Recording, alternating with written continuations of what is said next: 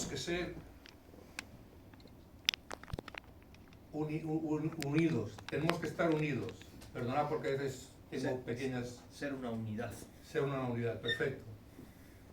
Estamos viviendo quizá en medio de la generación más individualista y consumista que el mundo ha conocido hasta el día de hoy.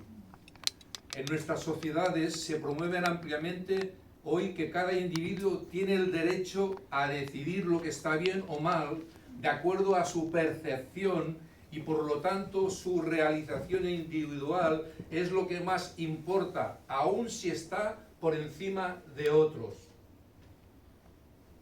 Por otro lado, al ser una sociedad individualista, es también consumista, ya que en lugar de amar, servir y dar para los demás, está más preocupada por lo que puede obtener de los demás para su propio beneficio.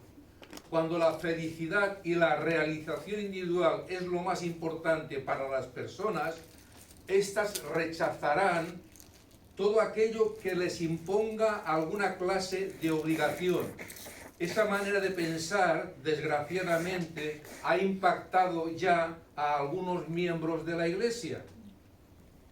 Tenemos cristianos individualistas. ¿Qué es un cristiano individualista?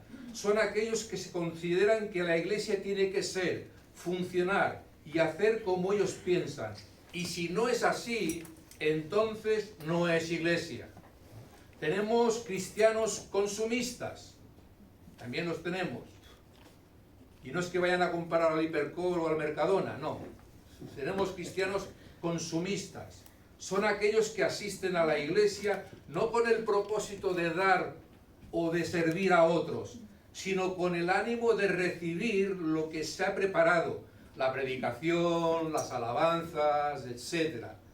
Solamente viene a consumir, se sienta en su silla y solamente viene a consumir, no viene a dar. De estos también hay.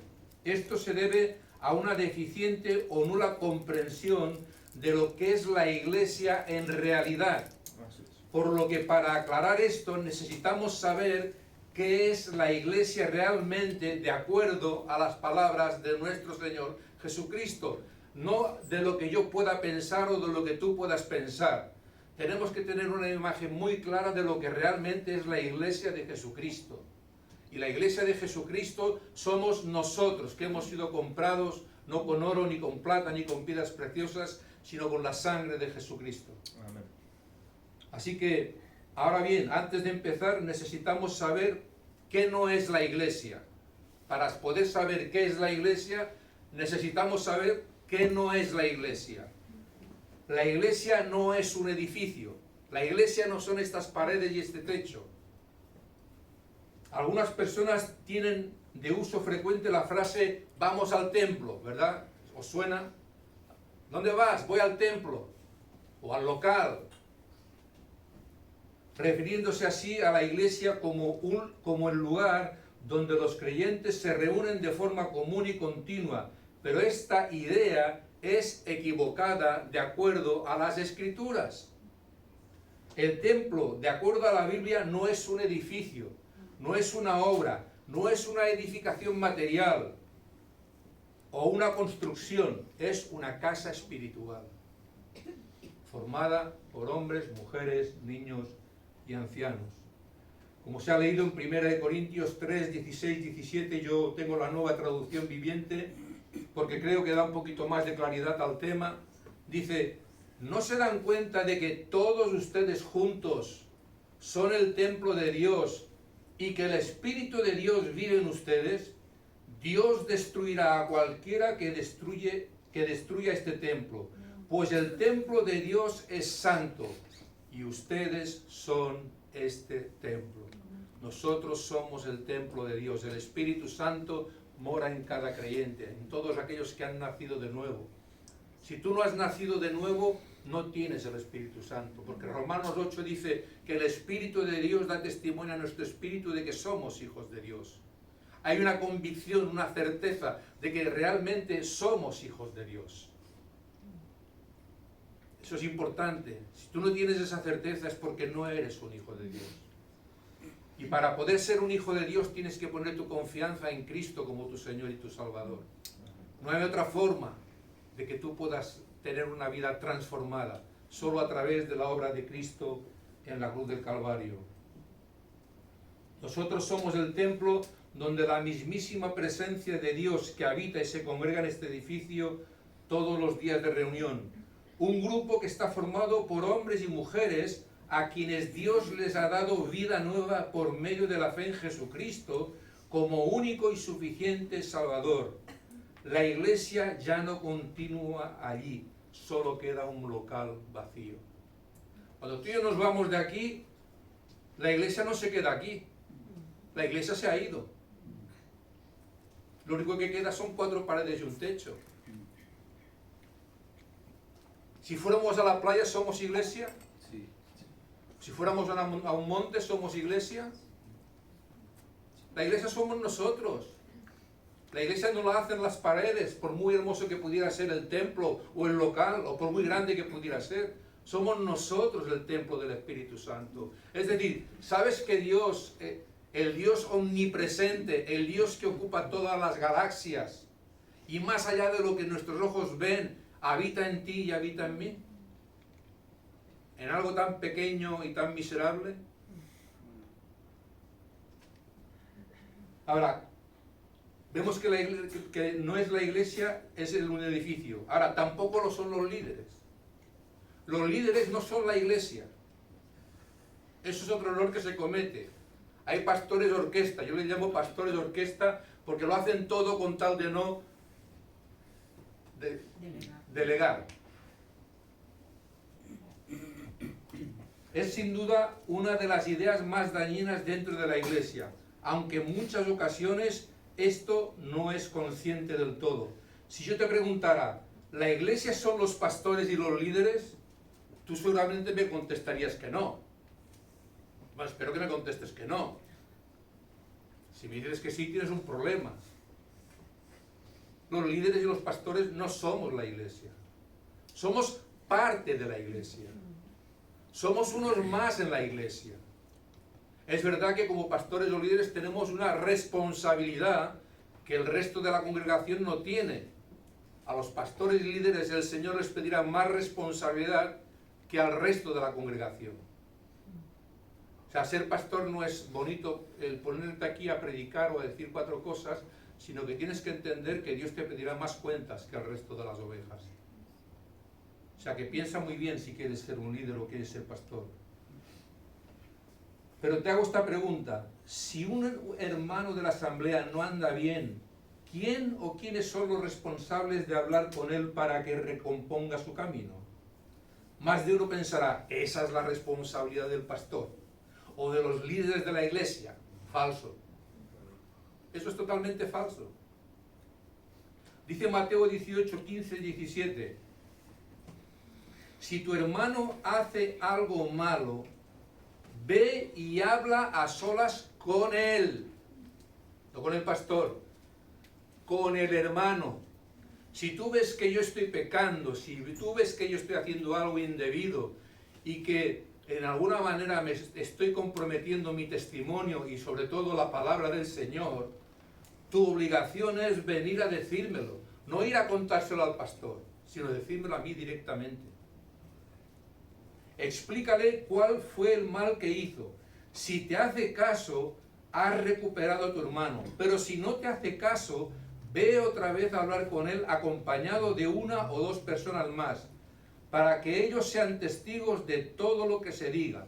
Si él no les hace caso, díselo a la iglesia. Y si no hace caso a la iglesia, entonces debes tratarlo como a uno que no cree en Dios o como un cobrador de impuestos. Sí, esa es la realidad. Jesús está hablando en el entorno de la disciplina dentro de la iglesia.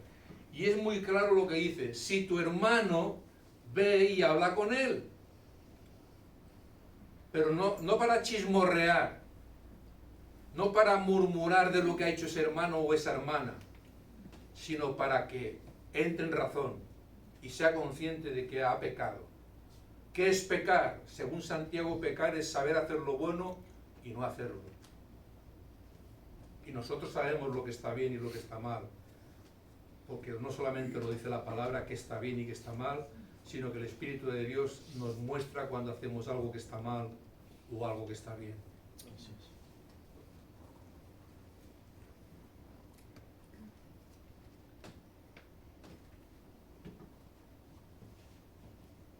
Significa que la responsabilidad de la Iglesia no es solo de los pastores y los líderes. Indudablemente, Dios les ha delegado a ellos una función particular dentro de la Iglesia. Pero insisto, ellos no son la totalidad de la Iglesia. Es rotundamente falso. La misma responsabilidad que tiene el pastor de prepararse para venir a predicar el domingo es la misma que tú tienes de venir y congregarte para venir a escuchar la palabra y sobre todo para adorar a Dios. Si un hermano de la asamblea se aleja de la comunión, deja de asistir, anda en malos caminos, no solo es deber del pastor o los líderes de la congregación acercarse a él, es un deber de toda la asamblea sentirse responsable de ello.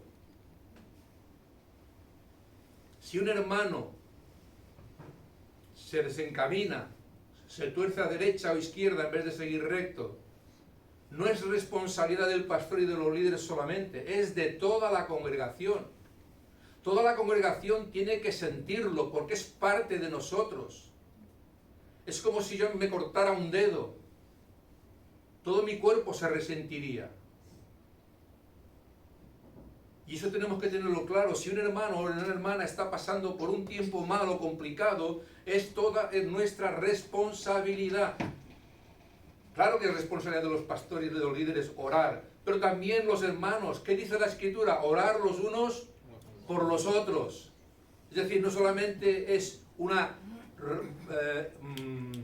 ¿cómo diríamos? Una responsabilidad nuestra, sino que es una responsabilidad de toda la Iglesia. Pues es por eso que somos un cuerpo. Cualquier miembro del cuerpo que se ve afectado, todo el resto del cuerpo se ve afectado. Si realmente somos un cuerpo. Ahora bien, entonces, si la Iglesia no es un edificio, no son las reuniones, ni tampoco son los líderes, entonces, ¿qué es la Iglesia?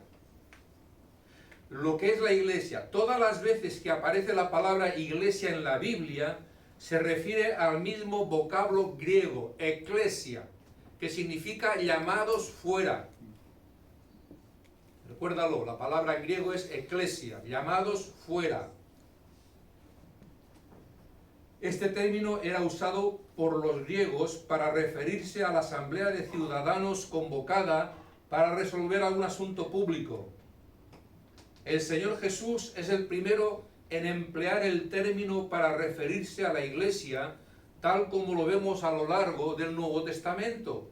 Y el pasaje que ahora voy a leer es un pasaje bastante controvertido, porque la Iglesia Católica Apostólica Romana usan este pasaje para decir que el Papa es la cabeza o el representante de Dios en la tierra. Entonces me gustaría que prestaseis un poquito de atención más, todo si es posible, porque si no nos podemos llegar a confundir. Bien. Mateo 16, 15, 18. Él les dijo, ¿quién les dijo? Jesús. Jesús les dijo, ¿y vosotros? ¿Quién decís que soy yo? Y respondiendo Simón Pedro dijo, tú eres el Cristo, el Hijo del Dios viviente. Entonces respondiendo Jesús le dijo, bienaventurado eres Simón, hijo de Jonás, porque no te lo reveló carne ni sangre, sino mi Padre que está en los cielos.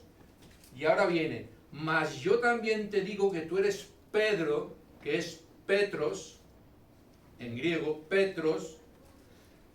¿Qué es Petros? Una piedra pequeñita, ¿vale? Una piedra pequeñita. Y sobre la piedra grande, Petra, roca sólida, es decir, sobre la verdad de que Jesús es el Hijo de Dios, esa es la roca, ese es el fundamento, sobre la verdad de que Jesús es el Hijo de Dios, edificaré mi iglesia y las puertas del infierno no prevalecerán contra ella. Bien, porque esto lo usan los católicos romanos para decir que el Papa es la cabeza o el representante de Dios en la tierra. Nosotros solamente tenemos una cabeza que es Cristo. Y el representante en la tierra ahora mismo es el Espíritu Santo que mora en todos los creyentes. Por definición, entonces, comprendemos que la Iglesia no fue establecida o fundada por hombres, sino que fue fundada por el propio Señor Jesucristo durante su ministerio terrenal. Gloria a Dios, hermanos. La Iglesia no se sustenta sobre ideas o filosofías, se sustenta sobre la persona de Cristo. Cristo es el fundamento, Cristo es el cimiento de la Iglesia. Por eso las puertas del infierno no prevalecerán contra ella.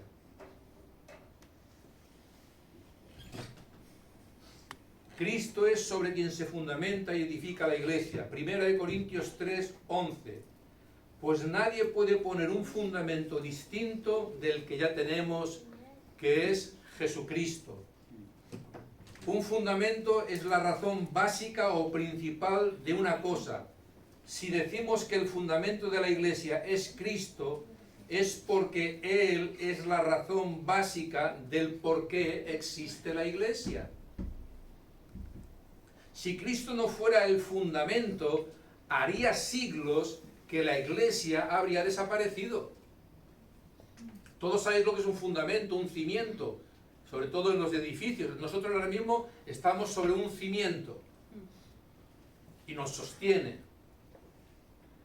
Pues Jesús es ese cimiento sobre el cual nosotros nos sostenemos. Amén. Que el fundamento para construir, edificar su iglesia descansa en su obra expiatoria perfecta en la cruz a favor de los pecadores. Es un error pensar que la iglesia tiene sus cimientos en sus actividades eclesiales, asistencia social o de relaciones interpersonales. Eso es un grave error. La Iglesia no tiene sus cimientos sobre sus actividades, planes, programas o incluso en sus miembros. Si la Iglesia no tiene a Cristo como el centro de todo lo que lleva a cabo, es cualquier cosa menos una Iglesia. La Iglesia es una comunidad de redimidos. Si Jesús es el cimiento de la Iglesia, y la base de la Iglesia descansa sobre su muerte expiatoria en la cruz, entonces comprendemos que los miembros de una Iglesia son los redimidos. Es decir, aquellos que han nacido de nuevo, aquellas que según 2 Corintios 5:17 son hechos nuevas criaturas, las cosas viejas pasaron y todas son hechas nuevas. Los redimidos son aquellos que Jesús ha comprado con su propia sangre y quienes han creído en su sacrificio perfecto en la cruz. Para muchos la cruz es locura. No pueden entenderlo.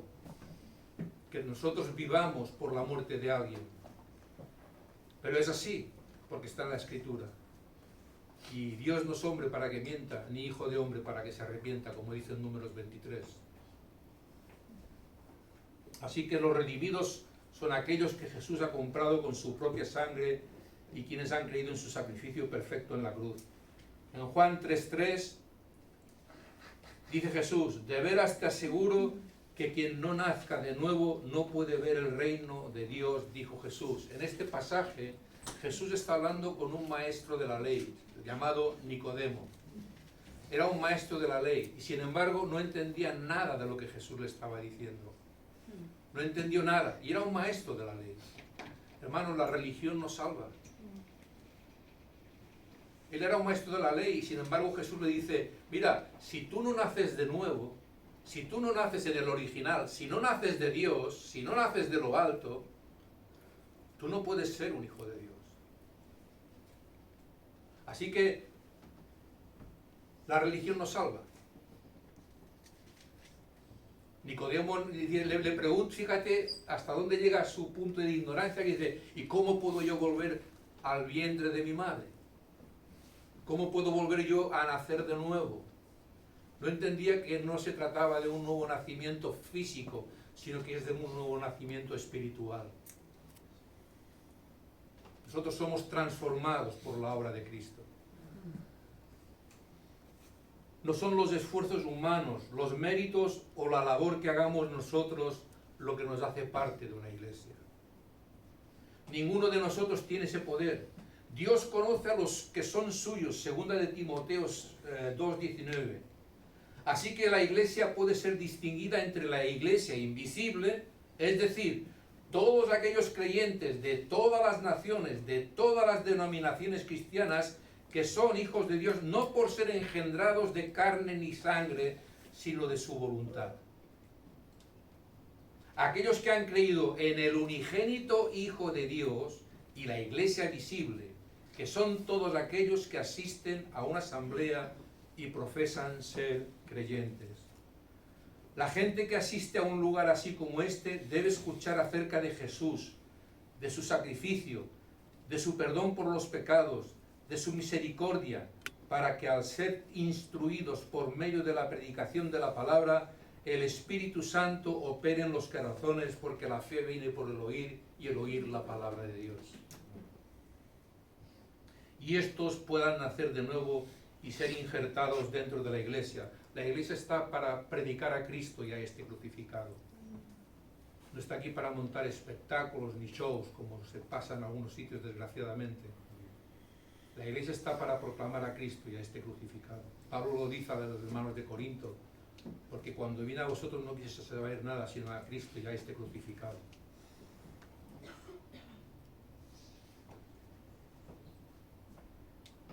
Jesús explicó que Él sí sabe quiénes son suyos y quiénes no lo son. Esa labor no nos toca a nosotros hacerla, sino dejarla al Señor. ¿Por qué? Porque nosotros no somos Dios. Nosotros no somos Dios. Y eso es importante tenerlo claro. No nos toca a nosotros hacerlo, esa labor. Le toca al Señor. Por ejemplo, en Mateo 7 dice: Señor, en tu nombre echamos fuera demonios, en tu nombre profetizamos, y en tu nombre hicimos señales y prodigios. Sin embargo, el Señor Jesús dice: mira, apartaros de mí, hacedores de maldad, nunca os conocí. El Señor es quien conoce a los que son suyos y a los que no son suyos. ¿Por qué? Porque ya están escritos en el libro de la vida. Según Efesios 1:4 y 1:11, antes de que el mundo fuese mundo, nosotros ya habíamos sido predestinados. Y nuestros libros están escritos nuestros nombres están escritos en el libro de la vida. No van a ser escritos, ya están escritos en el libro de la vida. Así que gózate y alégrate, porque tu nombre está en el libro de la vida. El Espíritu Santo es quien nos garantiza que formamos parte de la iglesia. Después de la resurrección y antes de la ascensión, Jesús le mandó a los discípulos que no se fueran de Jerusalén. Él les había prometido que enviaría al Espíritu Santo sobre ellos. Hechos de los Apóstoles 1:8. Pero recibiréis poder cuando haya venido sobre vosotros el Espíritu Santo, y me seréis testigos en Jerusalén, en toda Judea, en Samaria y hasta en lo último de la tierra. Tenemos como iglesia una responsabilidad, que es predicar el Evangelio a toda criatura, sin importar raza, lengua, nación o pueblo. Mateo 28:19, Jesús lo deja muy claro a los discípulos: id y predicad este Evangelio a toda criatura, haciendo discípulos y bautizándolos en el nombre del Padre, del Hijo y del Espíritu Santo. Hermanos, la responsabilidad de la iglesia es hacer discípulos de Jesucristo, no discípulos del pastor o de los líderes. No. O gemelos del pastor y de los líderes. No. Discípulos de nuestro Señor Jesucristo. La iglesia fue llamada por Jesús para ser su testigo y testimonio aquí en la tierra, pero esa función no podían hacerla sin que el poder de Dios estuviera en ellos. Ya sabéis que Jesús se marchó, fue a la vista del Padre, y es necesario que yo me vaya, pero no os dejaré solos, os enviaré al Consolador, al Espíritu Santo, ¿verdad? El Señor Jesús no nos dejó solos, no nos abandonó, nos ha dejado el Espíritu Santo que mora en nosotros. La iglesia recibió poder de Dios para dar testimonio de la verdad cuando fue llena del Espíritu Santo. En Hechos de los Apóstoles, capítulo 2, versículo del 1 al 4, dice: cuando llegó el día de Pentecostés, estaban todos unánimes juntos. Si la iglesia es una asamblea de llamados para que su propósito se cumpla, deben estar unánimes en un mismo sentir. Ellos estaban unánimes, esperando la promesa que Jesucristo les había dado. Y de repente vino del cielo un estruendo como de un viento recio, que soplaba, el cual llenó toda la casa donde estaban sentados, y se les aparecieron lenguas repartidas, como de fuego, asentándose sobre cada uno de ellos. Y fueron todos llenos del Espíritu Santo, y comenzaron a hablar en otras lenguas, según el Espíritu les daba que hablase. Este tema es conflictivo también, porque hay quien usa para decir que se usaban, que eran lenguas espirituales o lenguas angelicales, pero no es verdad. Aquí los apóstoles estaban hablando idiomas, como si ahora dijésemos en inglés, francés o alemán, idiomas, no lenguas espirituales o angelicales, idiomas. Porque, por ejemplo, había partos, medas, elamitas, cretenses, griegos, romanos, y el milagro del Espíritu Santo que hizo a través de todos los que fueron llenos del Espíritu Santo es que hablaban en el idioma de toda la multitud que estaba escuchando, para que pudiesen entender y saber qué es lo que estaba pasando.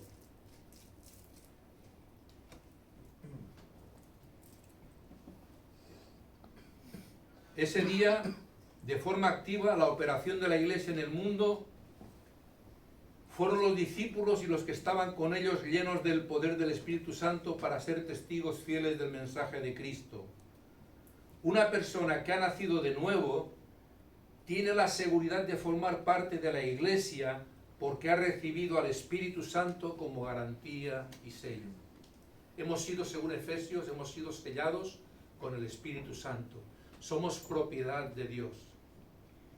Eso es como tu pasaporte, tiene un sello, ¿verdad?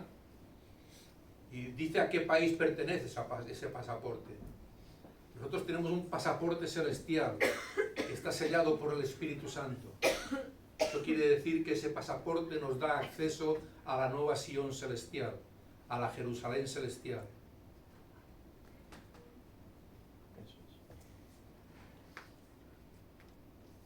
Efesios 1, 13, 14 dice: en Él, en Cristo, también ustedes, cuando oyeron el mensaje de la verdad, el evangelio que les trajo la salvación, y lo creyeron, para ser parte de la iglesia, no solo basta con escuchar.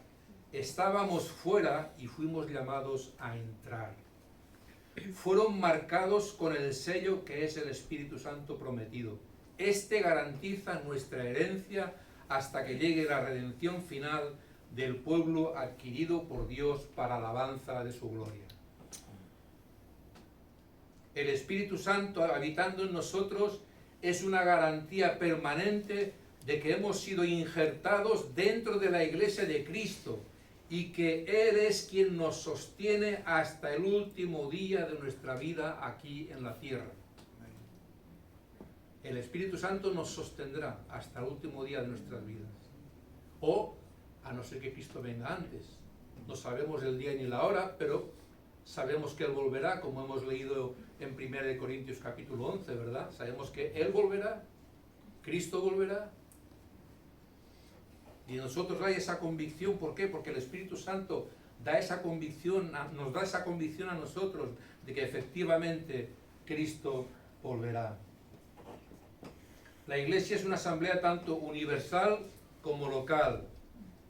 1 Corintios 1, 1, 2 dice: Pablo, llamado por la voluntad de Dios a ser apóstol de Cristo Jesús, y nuestro hermano Sóstenes, a la iglesia de Dios que está en Corinto, a los que han sido santificados en Cristo Jesús. Los miembros verdaderos de la iglesia son aquellos que han sido lavados, limpiados y santificados por creer en la obra expiatoria de Cristo en la cruz, a favor de los pecadores.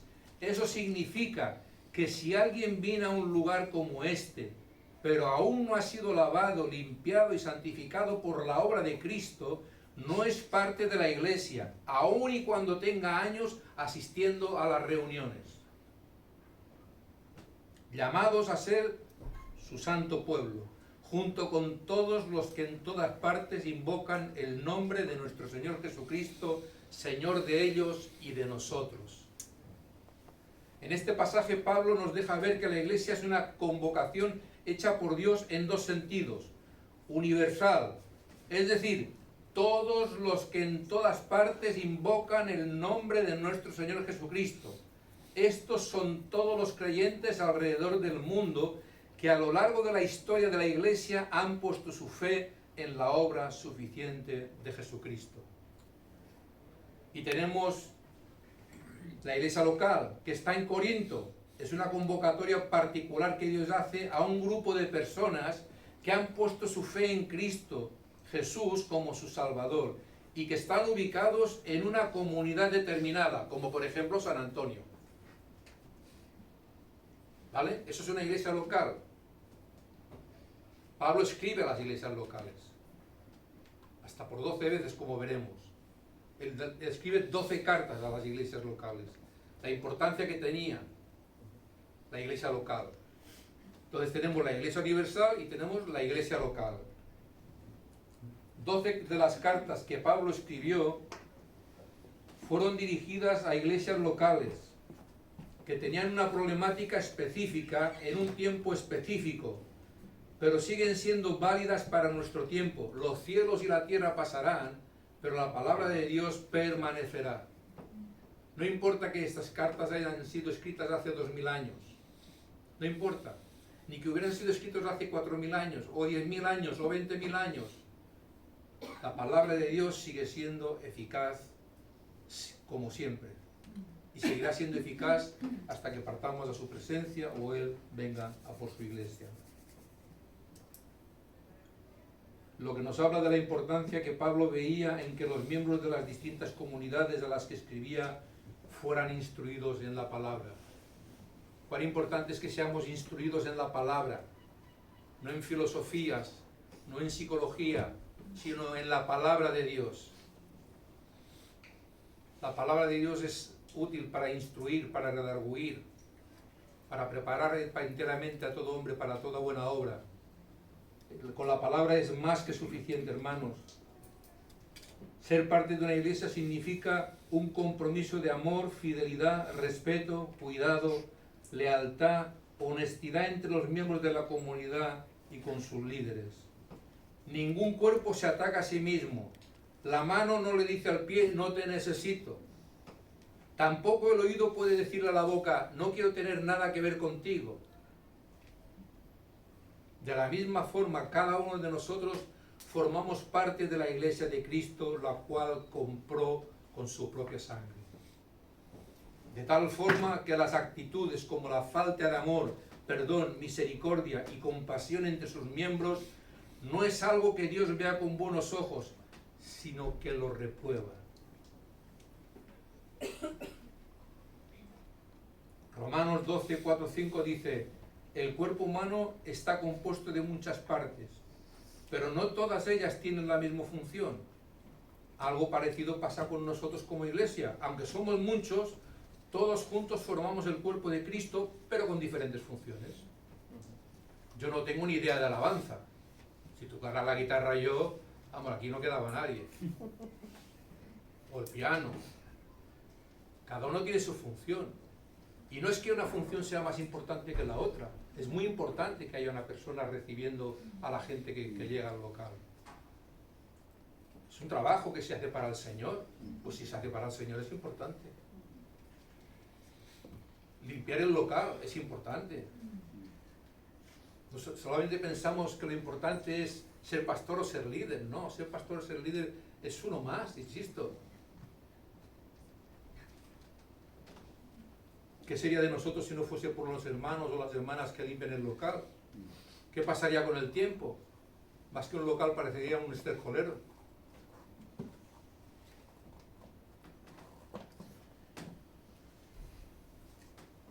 El hecho de que seamos tan diferentes unos de otros no debería ser un obstáculo para funcionar correctamente, sino todo lo contrario. El que Dios nos haya hecho tan distintos es un don suyo para que en medio de la diversidad mantengamos la unidad.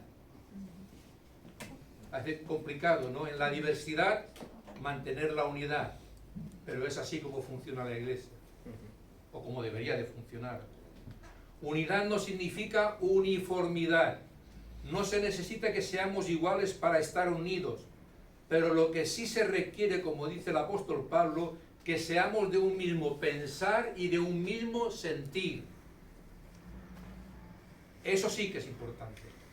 Ser de un mismo pensar y de un mismo sentir. Por eso es que cuando Dios nos siembra en la iglesia y nos coloca en una iglesia local, nos otorga el privilegio y el compromiso de cuidarnos mutuamente en obediencia al mismo ejemplo que Él hace con la iglesia. Jesús espera que cada uno de los miembros de las distintas comunidades cristianas se comporten imitando su conducta con la iglesia. Efesios 5, 29, 30. Porque nadie aborreció jamás a su propia carne, sino que la sustenta y la cuida, como también Cristo a la iglesia. Nadie aborreció jamás a su propia carne, sino que la sustenta y la cuida, como también Cristo a la iglesia, porque somos miembros de su cuerpo, de su carne y de sus huesos. Jesús nunca ha procurado el mal de su iglesia. Nunca. Y del mismo modo espera que nosotros, su cuerpo, actuemos del mismo modo que Él. El mandato de Jesús para su iglesia es que las rencillas, las diferencias, las disputas y los chismes sean echados a un lado. Él manda a los creyentes a amarse entrañablemente, 1 de Pedro 1:22. No amarse y ya está, no, a amarse entrañablemente, es decir, desde las entrañas. Eso es lo que el apóstol Pedro nos dice. A vivir en paz los unos con los otros, 1 Tesalonicenses 5:13. No a vivir enfrentados los unos con los otros, sino a vivir en paz los unos con los otros. Esto se lo dice Pablo a la iglesia de Tesalónica. A preferirse unos a otros, Romanos 12:10. Es decir, preferirse unos a otros quiere decir ver al hermano como superior a ti mismo. No mirar al hermano por encima del hombro como si tú fueras aquí el Adán. No, tienes que ver al hermano como superior a ti mismo. A edificarse unos a otros.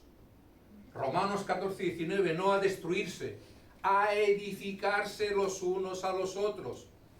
Yo te tengo que edificar, tú me tienes que edificar, nos edificamos los unos a los otros, no a destruirnos. Aceptarse unos a otros, Romanos 12:16. Nos tenemos que aceptar unos a otros, con nuestros defectos y con nuestras virtudes. Hermanos, nosotros no somos santos que no tocan el suelo, que van levitando. Somos personas que tenemos el conflicto que tenía el apóstol Pablo, porque lo que no quiero hacer eso hago, y lo que quiero hacer eso no hago. Y entonces es importante, hermanos, que entendamos que tenemos que edificarnos los unos a los otros.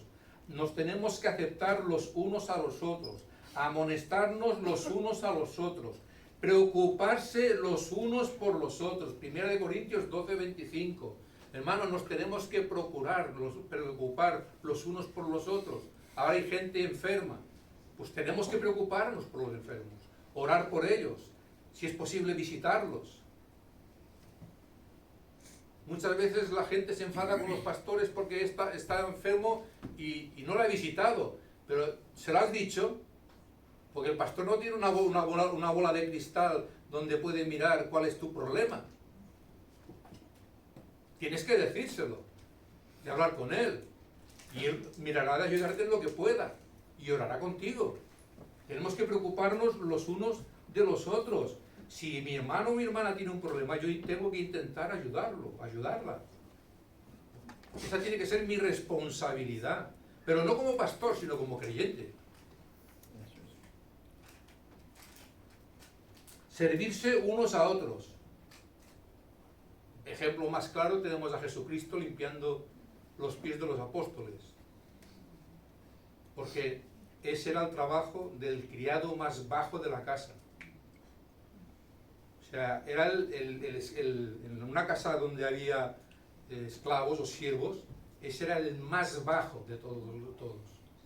Y Jesús lo hizo a todos los apóstoles, le limpió los pies. Hermanos, tenemos que aprender también a servirnos unos a otros, soportarnos con paciencia, soportarnos. Hay que soportarse, como en el matrimonio. A veces nos tenemos que soportar.